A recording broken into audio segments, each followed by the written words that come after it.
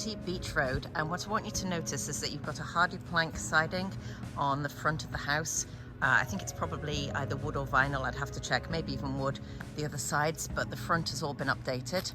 This is your road, so it's a nice established road. You're really just at the bottom here of a gentle slope. It does continue going a little bit past you, so I'm not worried about water. Two-car garage. Let's go and look inside. When I come inside, it's a typical bi-level. You've got a small area here which has got linoleum, but that's so small it's very, very easy to put tile down on here. You've got this old-fashioned paneling which you can either pull off or you can just paint over it. Painting over it's pretty successful.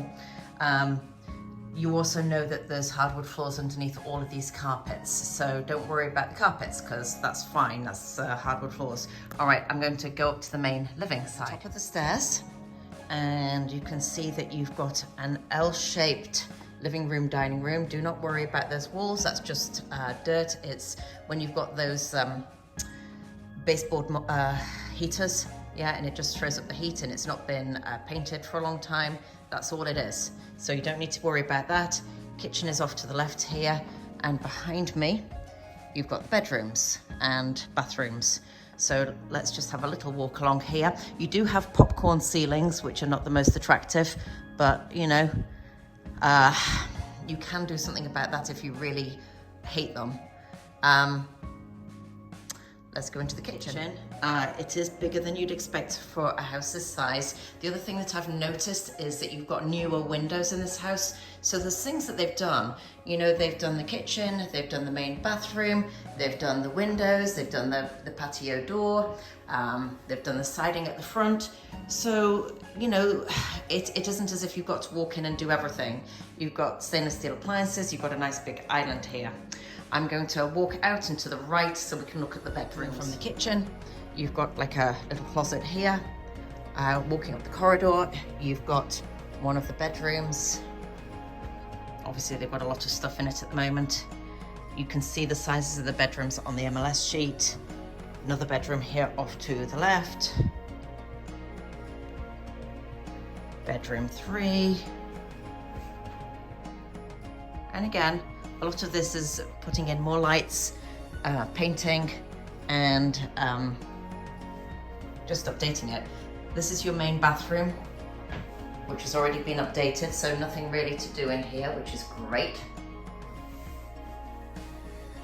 And then your master has got this lovely, lovely orangey coloured carpet. 2 closets, 2 double closets. Just stand in the corner to see if I can give you an idea as to the size. It's not bad. Very small master bathroom. You can see it's not in horrible condition, but it's old.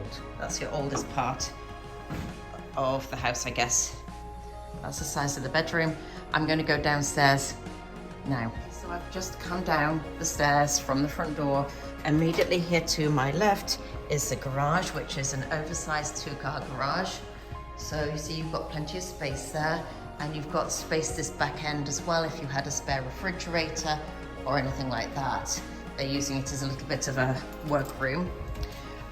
Immediately opposite me is the room which I think that she's counting as bedroom 5. Well, maybe it could, but there's no closet. So to me, this isn't really a bedroom, but you know, it might be a nice office. Again, you can paint this paneling if you don't want to be pulling it off, even if it's just as a temporary thing. Your laundry is through here. It looks as though it's a newer boiler furnace. There's your laundry, there's your sink. You have your family room here. Again, you can paint this paneling, don't panic at the paneling.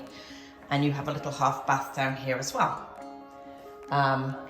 You have patio doors, again newer, onto like a little concrete plinth, which isn't in the best shape, but you'd probably at some point want to get rid of that anyway. Doesn't need to be done tomorrow. And you've got a nice level back garden. I'm going to go and look at the deck. Go and look at the deck. These are the hardwood floors that are underneath the carpets. So I've stepped out of the kitchen, onto the deck. You can see that the deck's not in great shape. The other thing, just to let you know, we've got like concrete pavers for the front door. At some point I'd probably get rid of those and do a nice block stone pathway as well. A couple of little areas are uneven. So, you know, there is some stuff that's needed here, but got a nice back garden. You can probably see where the grass changes. That's the line between yours and the neighbours. So, decent sized backyard. Everything seems to be graded away from the house, so that's good. You're not worried about water. And I'm looking at the siding. This is vinyl. So vinyl at the back and sides, and hardy plank at the front. That's your neighbours off to the one side. Other neighbours. Okay, so my synopsis on the house, and you'll have to excuse me because I went straight to my exercise class and I came straight from there. This is a house with potential. Yes, you can move in with doing the minimum of work. I think that they've already done some big things. Difficult for me to know with the roof, but to me the roof looks okay from here.